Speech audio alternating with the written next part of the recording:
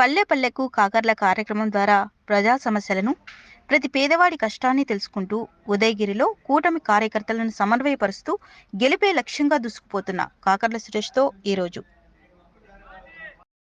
అవకాశం ఇవ్వడం జరిగింది. దానిలో భాగంగానే ఈ రోజున ఇంజమూరు మండలంలో ఆరేటిపల్లిలో ప్రచారానికి వచ్చున్నాం. అందరం మన సోదరీమణులందరూ వెనకాల ఉన్నారు. వీళ్ళందరితో మాట్లాడడం జరుగుతూ ఉంది, అందరినీ కలవడం జరుగుతూ ఉంది. అపూర్వమైన స్పందన ఉందమ్మా.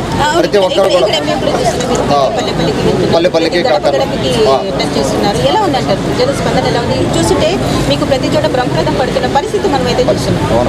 పల్లెపల్లికి కాకర్ల ప్రోగ్రాంలో ఒకటమ్మా, ఇక్కడ ఏం జరుగుతూ ఉందంటే, నేను మొన్న సీతారాంపురంలో కూడా 3 రోజులు కంటిన్యూగా పాదయాత్ర చేసి వచ్చాను. మళ్ళీ ఇక్కడ మొదలుపెట్టాము. ఏ ఇంటికి వెళ్ళినా కూడా ప్రతి ఇంటిలో సమస్య ఉందమ్మా. ప్రతి ఇంటిలో సమస్య ఉంది, ఏదో ఒక సమస్య. ఒక కుటుంబం ఆరోగ్యపరంగా మొత్తం వాళ్ళ దెబ్బతినిపోయి నాశనమైన పరిస్థితి, పిల్లల్ని చదువుకోలేని పరిస్థితి, అప్పులు పారైపోయి ఉన్నారు. ఇంకో రకంగా ఇంట్లోనే ఒక 2 పిల్లలు ఉంటే వాళ్ళిద్దరు చదువుకొని ఏమి ఉద్యోగాలు లేకుండా వాళ్ళ కళ్ళ ముందే వాళ్ళు తిరుగుతూ ఉన్నారు. వాళ్ళకేం ఉద్యోగాలు లేవు. ఆడపడుచులు పడే కష్టాలు అయితే వాళ్ళకి 2 రూపాయలకి 3 రూపాయలకి వాళ్ళ మీద ఇళ్ళ మీద ఆధారపడి వాళ్ళు బతకలేని పరిస్థితి. కుటుంబానికి ఒకరు సంపాదించే సంపాదన సరిపోవటం లేదు. ఇప్పుడున్న కాస్ట్ ఆఫ్ లివింగ్లో సరిపోవటం లేదు. వైసీపీ గవర్నమెంట్ ఆ పథకాలు ఈ పథకాలు అంటుంది, కానీ వాళ్ళకి నెలకు వచ్చే ఖర్చు కానీ ఒక ఆయన చూసాం, మన కరెంటు బిల్లు నా ముందే వచ్చింది. కరెంటు బిల్లు చూసుకొని నెత్తి నోరు కొట్టుకుంటున్నాడు ఆయన, ఫోటోలో వీడియోలో కూడా ఉంది. సో వాళ్ళకి నెలకయ్యే ఖర్చు, ఆ పెద్ద ఆయన ఇంటి కుటుంబ పెద్ద సంపాదించే ఖర్చుకి ఇది ఎక్కడ ఉంటే అది అక్కడ ఉంటుంది, ఖర్చు అక్కడ ఉంటుంది. దీనికి వాళ్ళు బ్యాలెన్స్ చేసుకోలేకపోతున్నారు. దానికి మీద మళ్ళీ నీళ్లు లేవు, తాగేదానికి నీళ్లు లేవు, సరిగా వాడుకోవడానికి నీళ్ళు లేవు. సీతారాంపురంలో దారుణంగా ఉంది. ఇక్కడ అదే పరిస్థితి, తాగేదానికి నీళ్ళు లేవు. వీళ్ళకి వాటర్ ప్లాంట్ కూడా లేవు. తెలుగుదేశం గవర్నమెంట్లో 2014-19 మధ్యలో కొన్ని వందల వాటర్ ప్లాంట్ కడితే అది గవర్నమెంట్ డబ్బుతో కట్టిందే కదా, ప్రజల డబ్బే కదా. తర్వాత మెయింటెనెన్స్ చేయాలన్న ఆ మాత్రం కూడా లేదు ఈ గవర్నమెంట్కి. గాలికి వదిలేశారు. తుమ్మ చెట్లు పెరిగిపోయి కనీసం దాని దగ్గరికి పోయే పరిస్థితి కూడా లేదు. ఫిల్టర్లు, మెకానిజం అవి కూడా లేవు. ఆ మెయింటెనెన్స్ బాధ్యత లేదు. కనీసం ప్రజలు వాళ్ళకి ఏం కావాలి, మనం ఏం చేయాలి వాళ్ళకి, కనీసం ఎండాకాలంలో ఒక 4 వాటర్ ట్యాంకులు పెట్టి నీళ్ళన్న దోల్దామన్నా ఇది కూడా లేదన్నట్టు గవర్నమెంట్కి. అందరూ ఆలోచిస్తూ ఉన్నారు ఏం జరుగుతూ ఉందనేది. వాళ్ళు స్పష్టంగా ఒక నిర్ణయం తీసుకొని ఉన్నారు. రాబోయే మే 13న ఎలక్షన్స్లో నన్ను, వేమిరెడ్డి ప్రభాకర్ రెడ్డి గారిని ఆశీర్వదించడానికి అందరూ రెడీగా ఉన్నారు. ఇక్కడ చూసుకున్నట్టయితే మీ ప్రత్యర్థి మేకపాటి రాజగోపాల్ గారి గురించి ఏం చెప్తారు? ఎందుకంటే వాళ్ళు 4 దశాబ్దాలు ఇక్కడ రాజకీయాల్లో ఉన్న పరిస్థితిని మనం చూస్తున్నాం. నేను వాళ్ళ కుటుంబం గురించి నేను మాట్లాడను. నా ప్రత్యర్థి మేకపాటి రాజగోపాల్ రెడ్డి గారు, ఆయన స్పష్టంగా నేను ఇంతకుముందు కూడా చాలాసార్లు అడిగాను. 1.5 year ఉన్నారు రాజగోపాల్ రెడ్డి గారు, మీరు పవర్లో ఉన్నారు.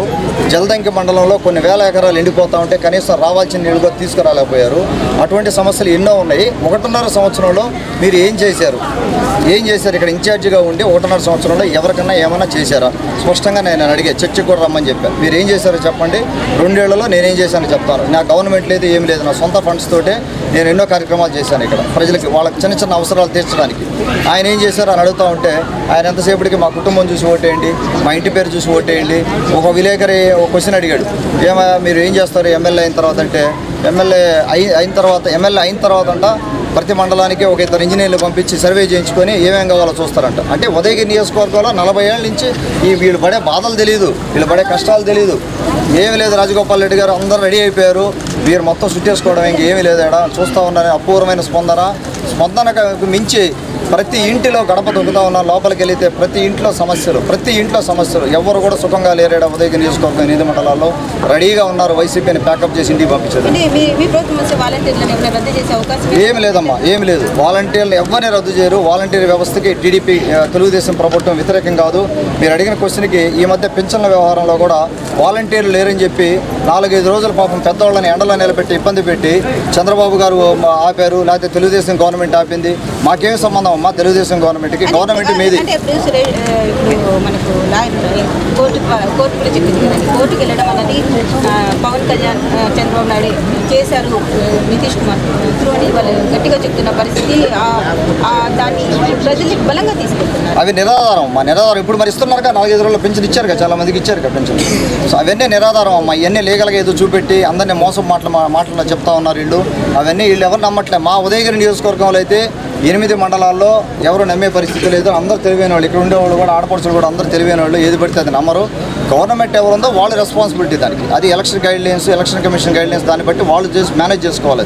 తెలుగుదేశం పార్టీ చేతిలో ఏం లేదు కదా. తెలుగుదేశం పార్టీ అకౌంట్లోకి ఏమైనా డబ్బులు వస్తాయా? పెన్షన్ మంచమని రావు కదా. వాళ్ళ అకౌంట్లోనే డబ్బులు ఉంటే వాళ్ళు చేయాలి. ఏం చేయాలనేది వాళ్ళ ఇష్టం అది. సో దానికి బ్లేమ్ చేస్తూ ఉన్నారు. అదే కాదు, రకరకాలుగా ఏదో ఒకటి బ్లేమ్, ఏదో ఒకటి గుట్టకాల్చి మన ఎత్తినేసేది, మీరే దాన్ని సమాధానం చెప్పాలనే పరిస్థితి ఉంది. అన్నిటికీ రెడీ అయ్యారు ప్రజలు, ఆంధ్ర ప్రజలు మొత్తం ప్యాకప్ చేసి ఇంటికి పంపించేదానికి. ఇంకెంత మే 13 దాకా వెయిట్ చేయండి సార్. ఇక్కడ చూసుకున్నట్టయితే అండి, మాజీ ఎమ్మెల్యే ఇక్కడ రామారావు గారు కావచ్చు, కావ్య కృష్ణారెడ్డి గారు కావచ్చు, ఇక్కడ నుంచి టికెట్ ఆశించారు. వాళ్ళకి కాకుండా మీకు ఇవ్వడం రీజన్ ఏమంటారు?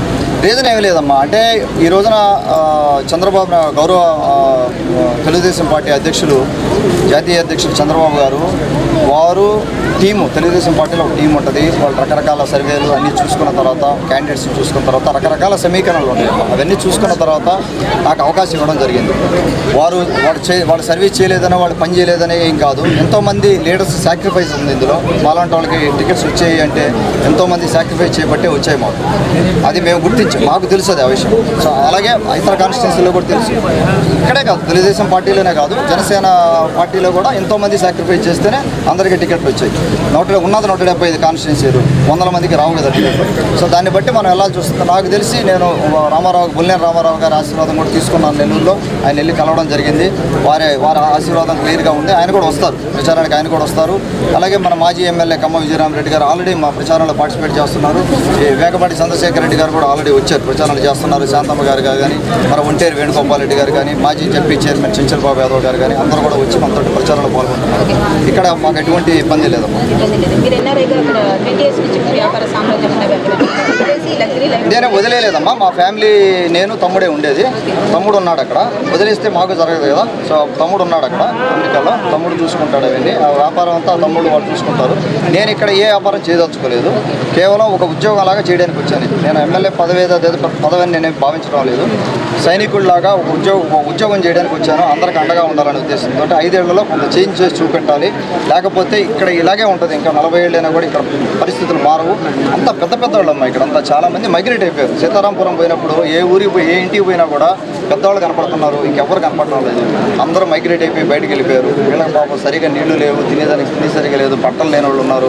రకరకాల ఇష్యూస్ ఉన్నాయి. అంటే మీరు పదవులకు వస్తే ఎలాంటి కార్యక్రమాలను ఇక్కడ చేస్తారు, ఎలాంటి హామీలు ఇక్కడ ఇచ్చారు, మీరు ఇక్కడ ఈ నియోజకవర్గంలో ఎలాంటి నెరవేరుస్తారు? చెప్పానమ్మా. మేమేం చెప్పామంటే, వేమిరెడ్డి ప్రభాకర్ రెడ్డి గారు పార్లమెంట్కి పోతే, నేను అసెంబ్లీకి పోతే, వేమిరెడ్డి ప్రభాకర్ రెడ్డి గారి ద్వారా టూరిజం హెల్ప్ తీసుకొని టూరిజం డెవలప్ చేయాలమ్మా. ఇక్కడ టూరిజం డెవలప్ చేసి దాన్ని ఒక ఇండస్ట్రీగా చూడాల్సిన అవసరం ఉంది. ఉదయగిరి అవ్వచ్చు, మన వెంగమాంబ టెంపుల్ అవ్వచ్చు, సిద్ధేశ్వరం టెంపుల్ అవ్వచ్చు, ఇంకా కొన్ని ఏరియాలు ఉన్నాయి. టూరిజం డెవలప్ చేయొచ్చు, అదొకటి. తర్వాత Somasila high canal irrigation projects అవ్వచ్చు. అలాగే సీతారాం సాగర్ గురించి కొంత ఆలోచించాలి. నిన్న సీతారాంపురం వెళ్ళడం జరిగింది. అక్కడ ఇంకొక సీతారాం చెరువు దగ్గర నుంచి నీళ్లు వేరే చోట నుంచి తెచ్చే అవకాశం ఉంది. అది కూడా ఆలోచన చేయడం జరుగుతూ ఉంది. అదొకటి. తర్వాత వెలిగొండ ప్రాజెక్టు, బెదిరెడ్డిపల్లి రిజర్వాయర్ గాలికి వదిలేశారు. జస్ట్ ఆపేశారు అంతే. ఇరిగేషన్ ప్రాజెక్టులు అసలు ముందుకు పోలేదు. కంప్లీట్గా 5 ఏళ్లలో మొత్తం ఆపేసి కూర్చున్నారు. వాటి మీద దృష్టి పెట్టడం జరుగుతూ ఉంది. అలాగే ఇక్కడ కావాల్సింది ప్రతి కుటుంబానికి ఉద్యోగం అన్నమాట. ఒక ఉద్యోగంగాను ప్రతి కుటుంబానికి తెప్పించగలిగితే, ఆడపడుచులకి ముఖ్యంగా ఆడపడుచులు అవి ఎలాగో ఉంటాయి. అవి మన గవర్నమెంట్ నుంచి వచ్చే బాబు సూపర్ 6 పథకాలు ఎలాగో ఉన్నాయి. అవి కాకుండా ఇక్కడ లోకల్గా కొంత ఎంప్లాయ్మెంట్ క్రియేట్ చేయాల్సిన అవసరం ఉంది. 20 లక్షల ఉద్యోగాలు బాబు గారు ప్లాన్ చేస్తున్నారు. అవి కాకుండా నేను పర్సనల్గా నా నెట్వర్క్ యూజ్ చేసుకొని, మా ఫ్రెండ్స్ కానీ ఇండస్ట్రియలిస్టులు ఉన్నారు, వాళ్ళని హెల్ప్ తీసుకొని ఒక ఇండస్ట్రీస్ కొన్ని పరిశ్రమలు పెట్టి ప్రోత్సహించాలి. ఇక్కడ ఏమి టెక్స్టైల్ అమ్మా, టెక్స్టైల్ ఇండస్ట్రీ ఒకటి. నేను అనుకునేది ఫర్నిచర్ మ్యానుఫ్యాక్చరింగ్ ఒకటి. అంటే నీటి సమస్య ఉంది కాబట్టి దాన్ని దృష్టిలో పెట్టుకొని మనం చేసుకోవాల్సిన అవసరం ఉంది. సోలార్ ఒకటి. ఇక్కడ బాగా బెట్ట ప్రాంతం కాబట్టి సోలార్ ఇది కూడా మనం చేసుకోవచ్చు. అదొకటి అవకాశం ఉంది. వాటి మీద ఇంకొకసారి మళ్ళీ రీసెర్చ్ చేసుకుంటూ వెళ్తాం. ఇవి అయితే నేను ప్రస్తుతం అనుకుంటా ఉన్నాను. అవి చేసిన తర్వాత ఒక ఉద్యోగం వస్తే చాలా వరకు మార్పు వస్తుంది. ఖచ్చితంగా మా ఉదయగిరి కోట మీద తెలుగుదేశం పార్టీ జెండా ఎగరబోతాం. దాన్ని ఎవరు ఆపలేరమ్మా. ఎవరు ఆపలేరు.